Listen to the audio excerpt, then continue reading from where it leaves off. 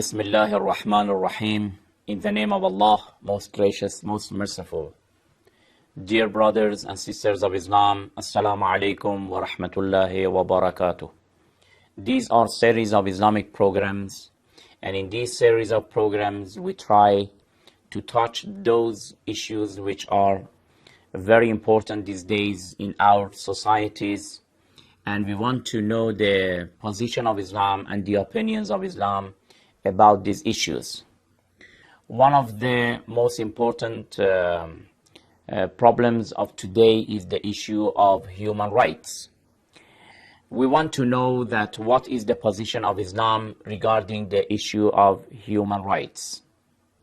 Therefore, in this series of programs, inshallah, by the help of Allah, we will try to briefly have a look to the sources and to the teachings of Islam, and to find out what are the beliefs of Islam regarding the issue of human rights, and also the declarations of human rights and other issues regarding the natural rights of any person. As an introduction, first of all, we want to define the word right. What does it mean? Right in English, of course, we have an equivalent for it in Arabic language. We call it al-haqq, right? We call in Arabic al-haqq. And the opposite of this word is al-batil. What do these two words mean in the Islamic texts? Before anything, we want to have a look to the Holy Quran and to see whether these two words have been used in the Holy Quran or not. When we look at the Holy Quran, we see that in many verses, in many chapters of the Holy Quran, these two words have been used.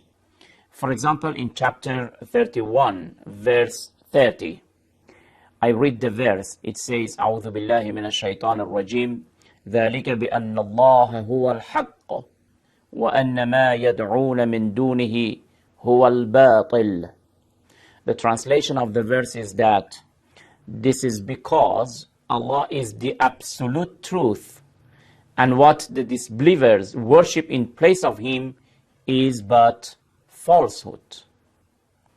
In this verse of the Holy Quran in chapter 31, we see that the two words of al-haqq wal-batil is being used, but the meaning of these two words in this verse means the truth and falsehood.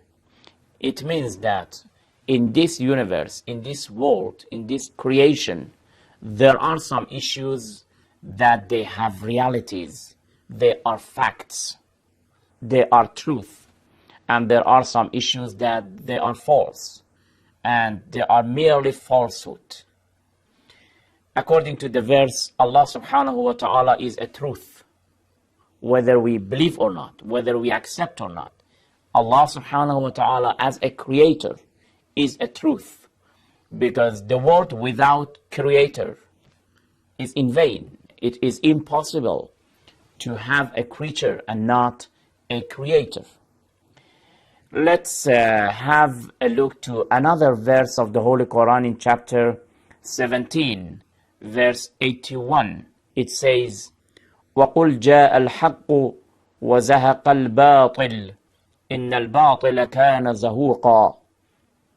The translation is that, and say, proclaiming, truth succeeded, and falsehood perished. Surely, falsehood is ever bound to vanish.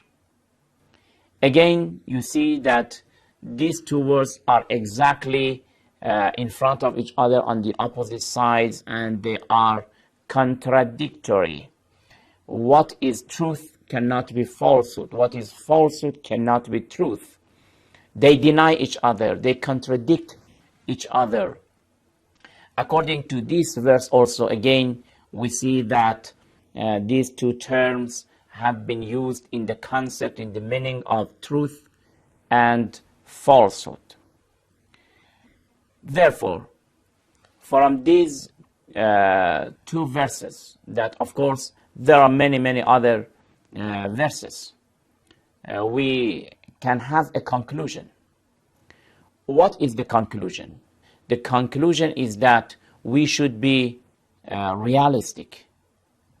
We should not just belong to the school of idealism, just to say that there is no truth in this world.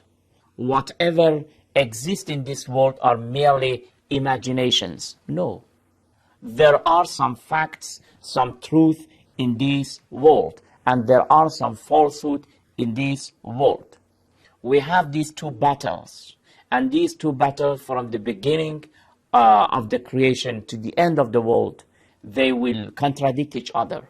They will fight against each other. Sometimes one side has been the victorious, the other side has been the losers. This is the nature of this life. And mainly, the followers of the truth have been in minorities throughout the history. Why? Because, of course, it is difficult to be on the right path, to follow the truth. It has its own responsibilities, and few people are ready to carry these responsibilities, to fulfill it. They want to be free and to do whatever they desire. But a person who is following the truth, he has some boundaries for himself, and he has to take care of those boundaries.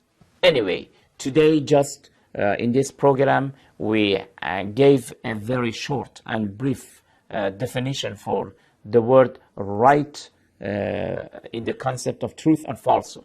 But the right, which means that to have a right to live, to have a right to have a shelter.